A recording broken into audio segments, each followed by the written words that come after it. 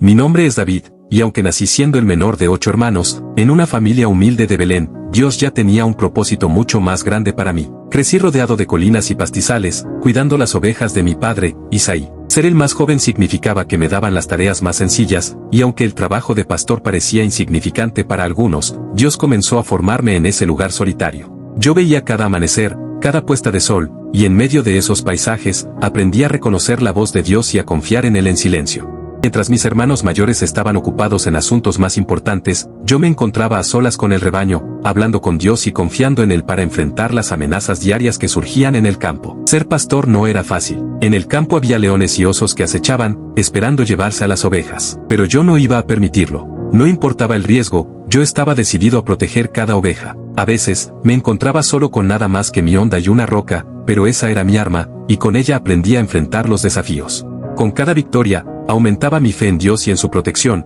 creyendo que, si Él me permitía enfrentar estas pruebas, también me daría la fuerza para superarlas. Durante esos años, mi relación con Dios se profundizó, y empecé a comprender que mi vida tenía un propósito mayor. La música también llenaba mis días. Aprendí a tocar el arpa, a componer canciones y salmos mientras cuidaba el rebaño. En la tranquilidad del campo, las palabras fluían de mi corazón. Cada melodía era un recordatorio de que Dios estaba cerca, y la música se convirtió en una expresión de alabanza y gratitud. Aunque no lo sabía en ese momento, esas canciones y oraciones que componía en silencio serían conocidas y cantadas por generaciones enteras. Mis hermanos veían en mí a un joven pastor sin importancia, pero Dios miraba más allá. No era lo que ellos veían en mí, sino lo que Él veía en lo profundo de mi corazón. Sin saberlo, estaba siendo preparado para enfrentar desafíos mayores, para vivir una vida que trascendería el tiempo y las generaciones. Así comenzó mi historia, un simple pastor de Belén, guiado por Dios, sin imaginar que un día sería llamado para algo mucho más grande que yo mismo. Todo cambió el día que el profeta Samuel llegó a nuestra casa.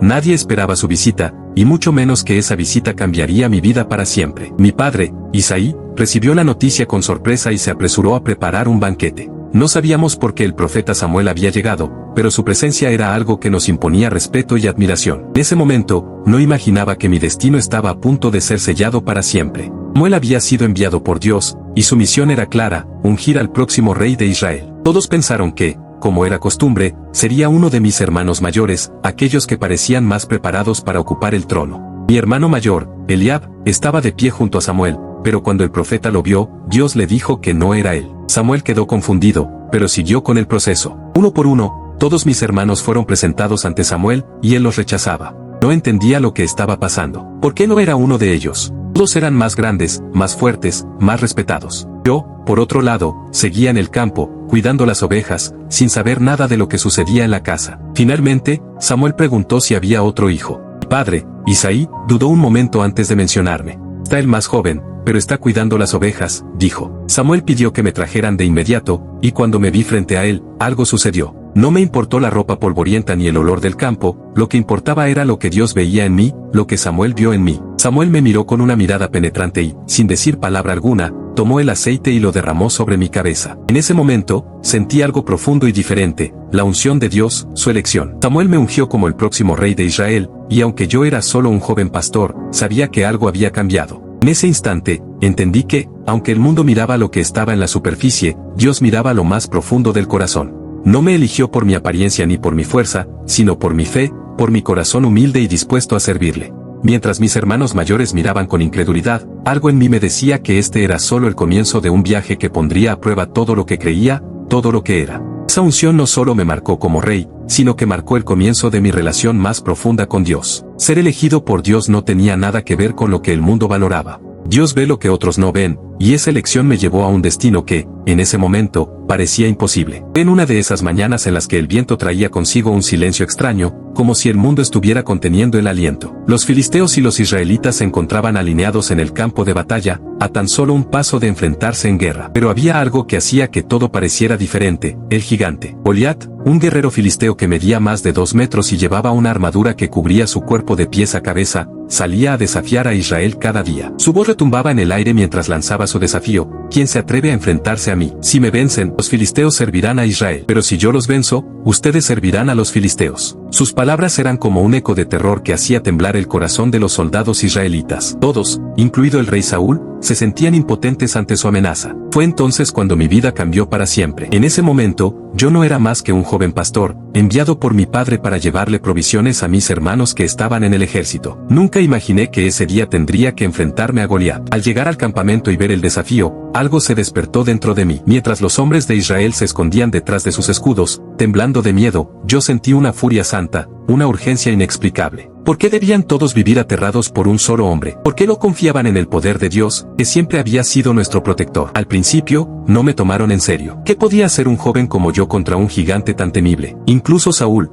el rey, trató de disuadirme, diciéndome que era solo un muchacho, sin experiencia en batallas. Pero yo sabía que no se trataba de mis fuerzas, sino de la fe que tenía en el poder de Dios. Le respondí a Saúl con convicción: yo he matado leones y osos mientras cuidaba el rebaño de mi padre, y si Dios me ayudó a vencer a esas bestias, también me ayudará a derrotar a este filisteo. Saúl me miró, sorprendido por mi audacia, pero decidió darme una oportunidad. No llevaba más que mi honda y unas piedras lisas. No tenía la pesada armadura de los guerreros, ni una espada que pudiera cortar a través de la carne del gigante. Lo único que tenía era mi fe. Cuando me enfrenté a Goliat, el gigante se rió de mí, burlándose de mi juventud y mi falta de armamento. Pero no me intimidó. Con cada palabra que Goliat pronunciaba, yo sentía que Dios estaba a mi lado, dándome fuerzas. Levanté la honda y lancé la piedra. En un instante, vi cómo la piedra se hundía en la frente de Goliat, quien cayó al suelo, derrotado. Ese momento marcó un antes y un después en mi vida. La victoria sobre Goliat no fue solo una victoria militar, fue una demostración de lo que sucede cuando pones tu confianza completamente en Dios. No se trataba de mi habilidad o destreza, sino de la gracia divina que me permitió vencer lo que parecía invencible. El ejército de Israel estalló en vítores, pero yo sabía que esa victoria no era mía, era de Dios. Él había vencido al gigante,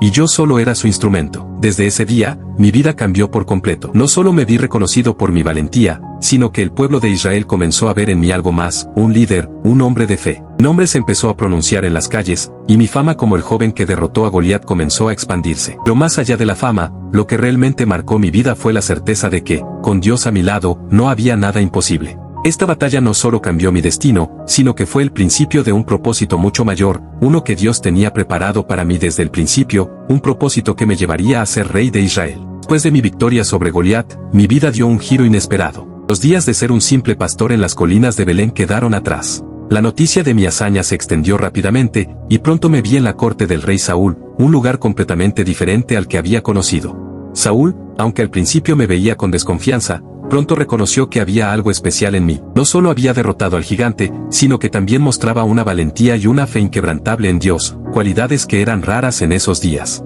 Mi primer encuentro con Saúl fue extraño. Él me miraba con ojos de curiosidad, pero también con una pizca de recelo. Yo, un joven pastor, había hecho lo que ninguno de sus guerreros había podido hacer. A pesar de ser recibido como héroe, mi vida en la corte no fue fácil al principio. No tenía la experiencia ni el entrenamiento de un soldado, pero había algo que me distinguía de los demás: mi corazón estaba profundamente alineado con Dios. Fue en ese contexto que Saúl me invitó a entrar a su servicio, primero como músico. A menudo, él sufría de un extraño malestar, algo que lo sumía en una profunda tristeza y desesperación. La música, que siempre había sido una de mis mayores pasiones, se convirtió en el remedio. Tocaba el arpa para él, y con cada melodía, sentía que el Espíritu de Dios me acompañaba, calmando el alma del rey. Mi música no solo le traía consuelo, sino que me permitía acercarme más a Saúl, ganándome su confianza y afecto. Pero lo que realmente definió mi tiempo en la corte fue la amistad que formé con Jonatán, el hijo de Saúl. Al principio, nuestra relación fue una de respeto mutuo, pero pronto nos dimos cuenta de que había algo más profundo que nos unía. Jonatán veía en mí no solo a un compañero de batalla, sino a un hombre que compartía su amor por Dios y por el pueblo de Israel. Aunque Jonatán era el heredero al trono, nunca me vio como un rival. Su lealtad hacia mí fue incuestionable, y su amistad se convirtió en uno de los vínculos más sólidos de mi vida. Compartíamos conversaciones largas, sobre Dios, la vida, el destino y las responsabilidades que nos esperaban.